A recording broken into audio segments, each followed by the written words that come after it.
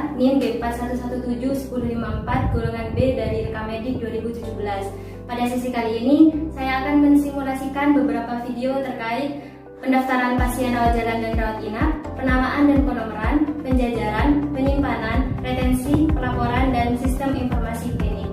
Selamat menonton. Nomor antrian 6. Permisi. Ya, silakan Ibu. Baik Ibu, ada yang bisa saya bantu? Mau periksa Ibu? Oh iya, sebelumnya sudah pernah ke klinik ini? Belum Ibu. Oh, baik, saya boleh lihat KTP-nya Ibu. Silakan duduk Ibu.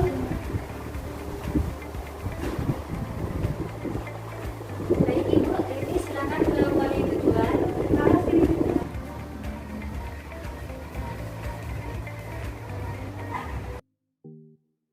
Nomor antrian 80. Silakan Ibu.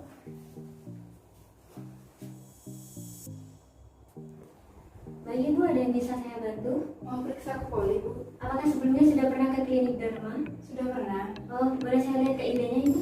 Iya.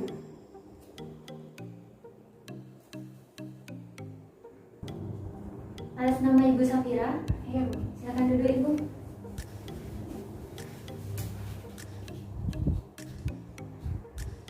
Untuk keluhannya apa ya Bu? Sudah demam 3 hari Bu. Demam 3 hari. Ada keluhan lain? Tidak ada.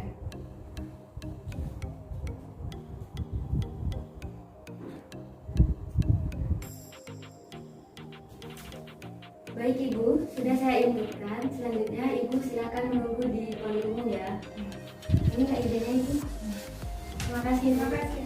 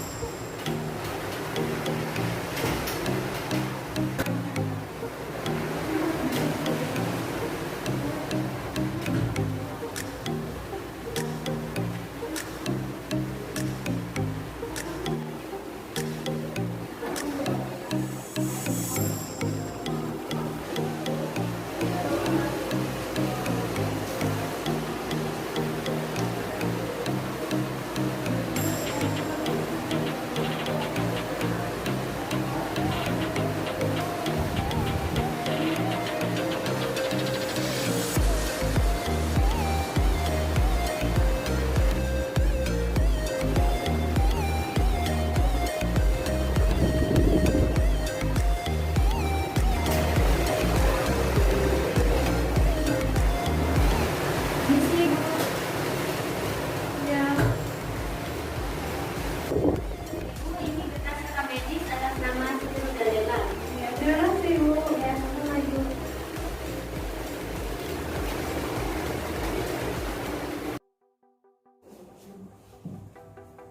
Permisi. Tunggu.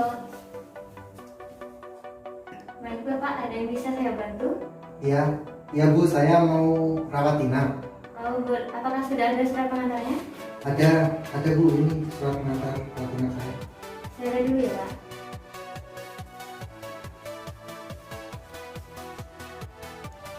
Dengan Bapak Tunsina? Ya, benar saya sendiri. Baik Bapak, silakan duduk. Terima kasih.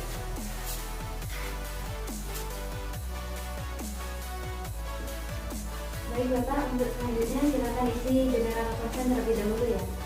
Terima kasih.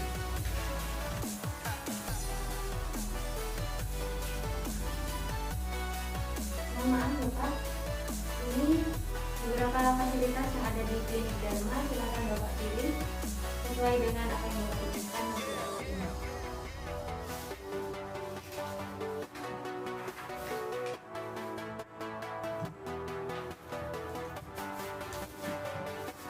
Saya milih kelas 2 kamar anggrek nomor 3. Baik Bapak, kelas 2 kamar anggrek nomor 3. Ya, benar. Bentar ya Pak. Halo, dengan rawat inap di sini. Baik Mbak, untuk kelas 2 ruang anggrek nomor 3 apakah kosong? Oh iya, terima kasih.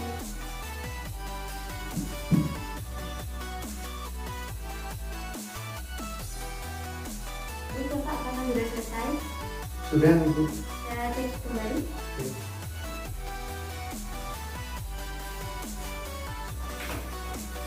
Mohon maaf Bapak, ini tanda tangannya masih belum ya? Oh, iya. Silakan tanda tangan di sebelah sini.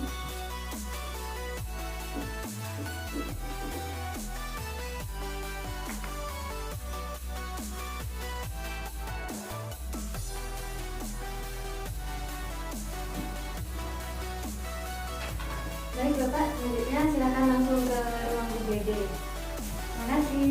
Sama-sama.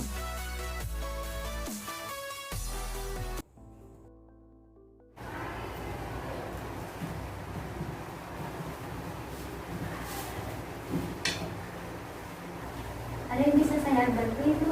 Mau rawat inap, Bu? Oh baik, saya ada dulu surat pengantarnya. Dengan Ibu Safira Mutiara. Silakan duduk Ibu.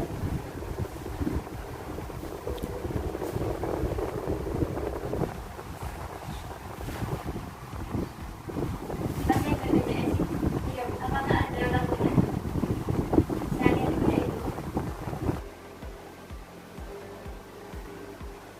Ibu. Kalau BPJS masih aktif Ibu, selanjutnya silakan isi terlebih dahulu di dalam kartunya.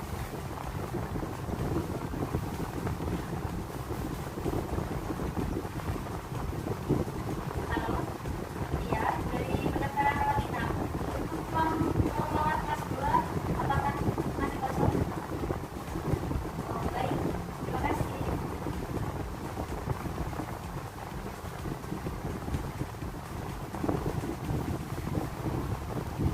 Oh, sudah selesai Ibu? Sudah. Isi Ibu, cek dulu. Baik, untuk selanjutnya silakan Ibu menuju ruang rawat inap. Ya.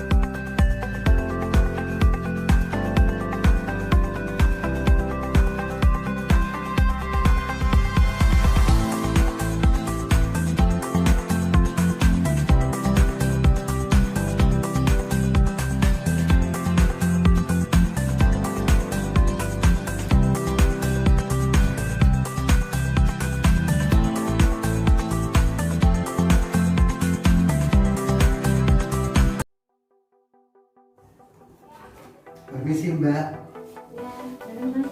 mengembalikan berkas. Baik Mas, selanjutnya silakan isi buku ekspedisi terlebih dahulu.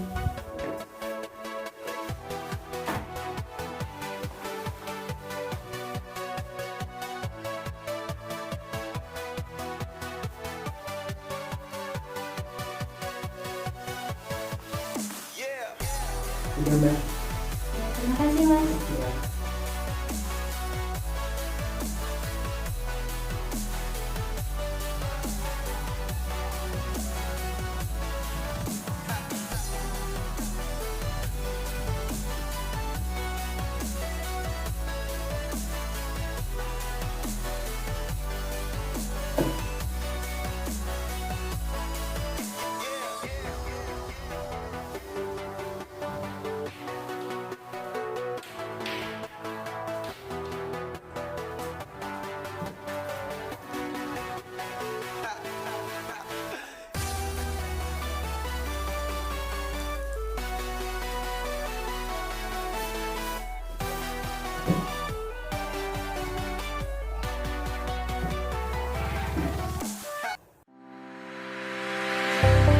selanjutnya saya akan menjelaskan tentang sistem penyimpanan. Sistem penyimpanan terbagi menjadi dua, yaitu sentralisasi. Sistem penyimpanan rekam medis menjadi satu kesatuan baik catatan kunjungan rawat jalan maupun rawat inap, dan desentralisasi, yaitu sistem penyimpanan rekam medis secara terpisah, di mana dokumen rekam medis rawat jalan dan rawat inap disimpan pada penyimpanan yang berbeda. Pada ruang penyimpanan dokumen rekam medis terdapat beberapa sarana dan prasarana yang harus tersedia, antara lain: yang pertama, fasilitas komputer untuk memasukkan data hasil pemeriksaan pasien. Yang kedua, penerangan yang baik untuk memudahkan petugas mencari dokumen rekam medis. Yang ketiga, air conditioning untuk mengatur suhu dan kelembapan ruang filing. Yang keempat, rak penyimpanan yang berupa rak statis terbuka atau roll opaque. Untuk rak penyimpanan yang ergonomi harus memperhatikan antropometri petugas sehingga petugas terhindar dari kecelakaan kerja.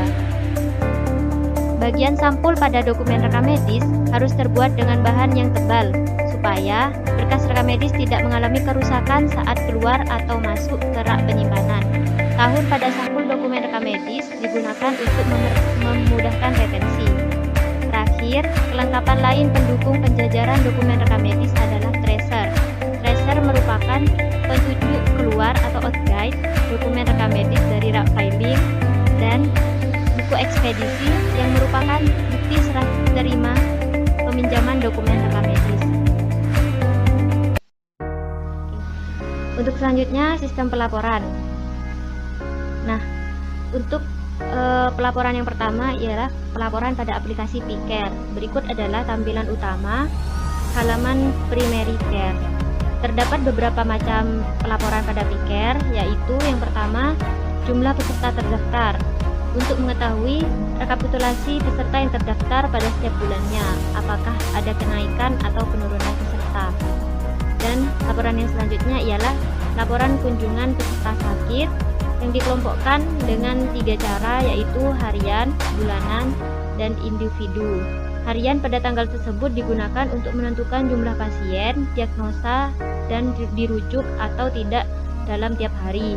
Sedangkan bulanan digunakan untuk melihat rekapitulasi dalam 1 bulan terkait jumlah pasien, diagnosa, dan rujukan selama 1 bulan. Pelaporan individu dapat diketahui dengan cara memasukkan nomor BPJS, lalu akan diketahui tanggal pasien berobat, diagnosa, pernah dirujuk atau tidak. Selanjutnya, daftar kunjungan peserta sehat. Terdapat kegiatan prolanis. Kegiatan ini adalah kegiatan senam dan penyuluhan untuk pasien diabetes dan hipertensi. Namun, kegiatan prolanis ini sedikit mengalami gangguan karena terkait penanggulangan COVID-19. Yang selanjutnya, laporan daftar 10 diagnosa terbanyak. Dapat diatur laporan per bulan ataupun per tahun sesuai dengan kebutuhan. Laporan ini digunakan untuk mengetahui jumlah pasien yang mengalami penyakit 10 besar penyakit. Nah, berikut merupakan laporan tagihan non kapitasi, digunakan untuk klaim RI dan SD, BPJS termasuk persalinan. Untuk klaim rawat inap, persalinan, rawat jalan, laporan KB, antenatal care, prenatal care, dan juga laporan ambulan pasien-pasien yang dirujuk.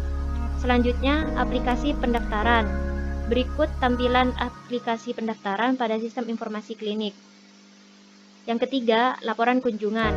Ada beberapa laporan kunjungan dari aplikasi pendaftaran, yaitu yang pertama, pelaporan kunjungan melalui sistem informasi klinik.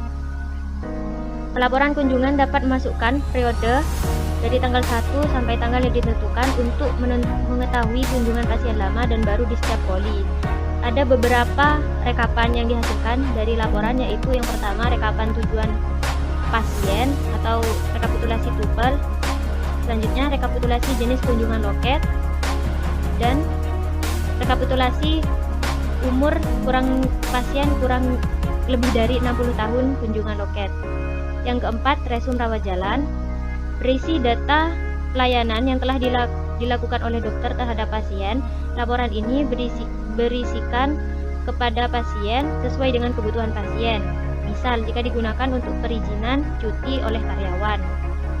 Nah, untuk laporan kesakitan, Laporan ini biasa kita gunakan untuk mencari jenis penyakit serta dapat diatur jenis penyakit yang ingin kita tampilkan.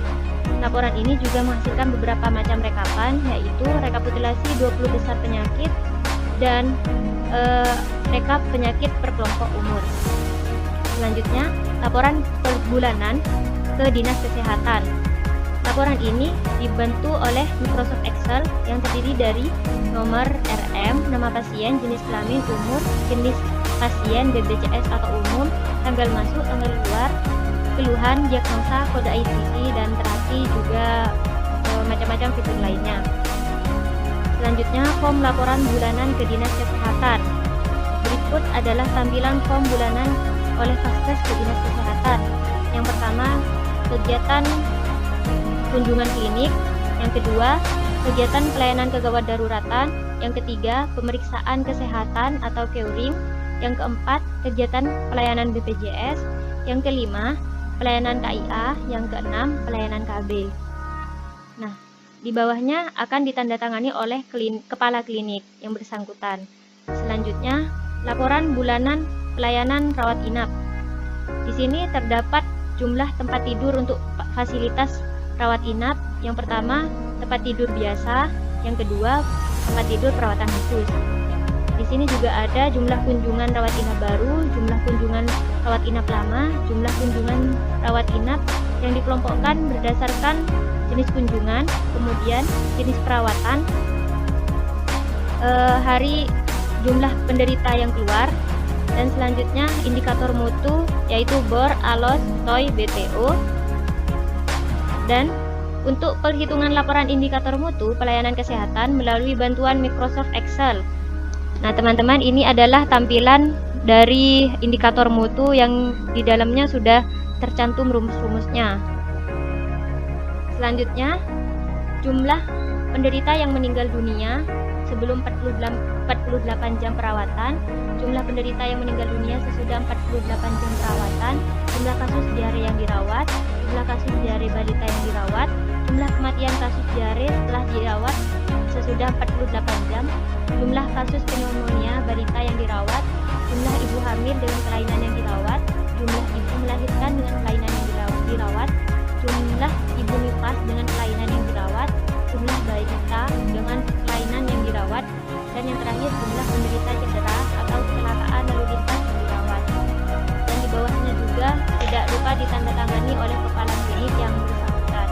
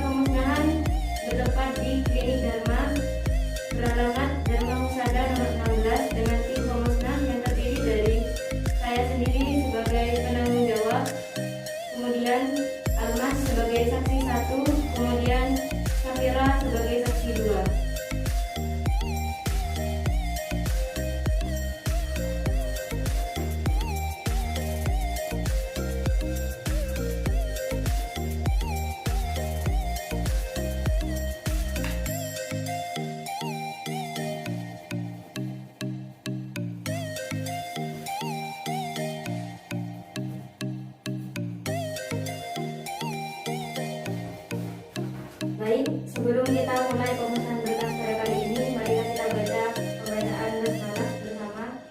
Bismillahirrahmanirrahim. Untuk selanjutnya saya akan mencacah berkas rekam medis inaktif.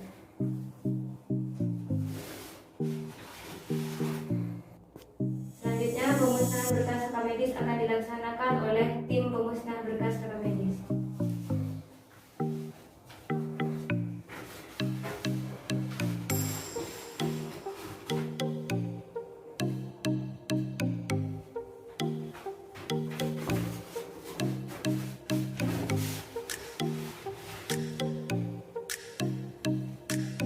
Baik, untuk kegiatan pemusnahan berkas rekam medis telah selesai. Saya ucapkan terima kasih kepada seluruh tim. Saya tutup. Mufiq ila aqwamit thoriq. Wassalamualaikum warahmatullahi wabarakatuh. Waalaikumsalam warahmatullahi wabarakatuh. Sistem informasi klinik. Sistem informasi merupakan salah satu elemen penting dalam sebuah klinik yang bertujuan untuk membantu aktivitas pelaporan RM, baik pasien rawat jalan maupun rawat inap, dan untuk membantu pimpinan dalam mengelola klinik. Berikut adalah video simulasi pendaftaran pasien baru umum. Jika pasien baru belum memiliki nomor RM, maka saya akan meminjam kartu identitas pasien, kartu BPJS, KTP, KK untuk anak-anak atau KIA. Jika tidak memiliki asuransi, maka termasuk jenis pasien umum. Isi data pasien, nama pasien harus sesuai dengan kartu identitas, dan data-data diisikan harus valid. Jika sudah terisi, maka klik tombol simpan, seperti tampilan berikut. Jika pasien ingin melanjutkan ke pengobatan, maka isi data sesuai dengan data pendaftaran.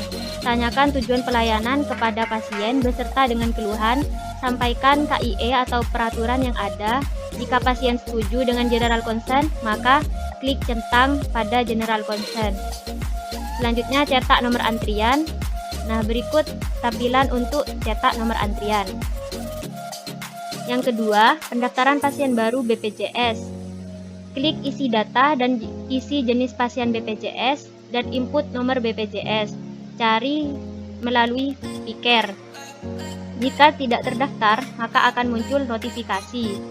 Jika sudah muncul, maka sistem akan terisi secara otomatis sesuai dengan data BPJS, kemudian klik simpan, lalu keluar dari pendaftaran pasien baru. Dan masuk pada pendaftaran pasien, memasukkan nomor RM dan isikan keluhan yang dirasa oleh pasien. Centang pasien setuju dengan general concern yang ada, selanjutnya klik simpan. Nah, akan muncul cetak nomor antrian, klik yes. Nah, ini adalah tampilan untuk nomor antrian. Selanjutnya, pendaftaran pasien lama umum, yaitu tanyakan KIB kepada pasien, tuliskan nomor RM, dan inputkan. Selanjutnya, tanyakan juga tentang tujuan pelayanan dan keluhan. Nah, selanjutnya cetak nomor antrian. Teruntuk pasien lama dan tidak membawa KIB, maka cari berdasarkan nama atau nomor KTP, pastikan berdasarkan data yang tersedia dan data pasien. Jika sudah cocok, didaftarkan dengan prosedur yang ada. Klik simpan dan cetak nomor antrian. Yang keempat, pendaftaran pasien lama BPJS. Pasien harus menunjukkan KIB dan kartu BPJS. Jika pasien hanya menunjukkan KIB, maka masukkan nomor RM yang ada pada KIB ke dalam sistem. Tanyakan tujuan pelayanan dan keluhan, tentang general concern, simpan, dan cetak nomor antrian.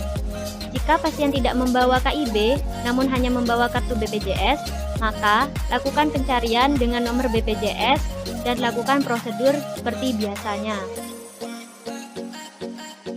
Selanjutnya, pemeriksaan pada pasien pada sistem informasi e-klinik. Nah, pemeriksaan ini diisi oleh dokter. Dan dokter dapat memilih pasien yang akan diperiksa dengan cara klik data pada daftar tunggu. Selanjutnya, keluhan, klik pemeriksaan pasien, dan keluhan pasien telah terisi secara otomatis pada bagian pendaftaran. Riwayat terdahulu diisikan pada sistem, riwayat penyakit sekarang samakan dengan keluhan yang ada. Isi berat badan, tinggi badan, temperatur suhu, dan kesadaran, juga tensi pada pasien. Selanjutnya, isikan diagnosa dan tindakan. Dokter menginput terapi berdasarkan obat, juga menginputkan diagnosa. Setelah terisi kodenya, maka dilanjutkan dengan input tindakan. Jika pasien membutuhkan pemeriksaan penunjang berupa laboratorium, maka isi jenis pemeriksaan penunjang. Yang selanjutnya, isikan laboratorium dan resep. Input jenis obat dan isikan resep. Jika pasien membutuhkan surat keterangan istirahat, maka dokter akan mengisikan pada bagian keterangan. Klik simpan. Selanjutnya, sistem akan terintegrasi dengan apotik dan pasien akan menunggu obat. Yang keenam, pikir BPJS untuk kepulangan pasien. Pertama, cek keaktifan kartu BPJS. Jika aktif, maka dapat dilanjutkan pada fitur pelayanan pasien. Inputkan tanggal pasien masuk rumah sakit, inputkan tanggal pasien pulang dan jam beserta jam pulangnya. Input keluhan pasien sesuai dengan hasil screening. Lihat riwayat alergi, isi prognosa, isi terapi obat selama pasien rawat inap, isi BMPH atau bahan medis habis pakai, isi diagnosa berdasarkan lembar resum medis, keadaan atau kesadaran pasien ketika pulang. Selanjutnya, isi juga tentang pemeriksaan fisik, isi tenaga medis yang bertugas menjaga pasien, dan dilanjut pada pengisian pelayanan non-kapitasi RITP jika pasien itu rawat inap. Dan isi status pulang, klik simpan, lalu akan muncul cetak SPP seperti berikut, yaitu surat pernyataan pelayanan yang nanti akan ditandatangani oleh pasien.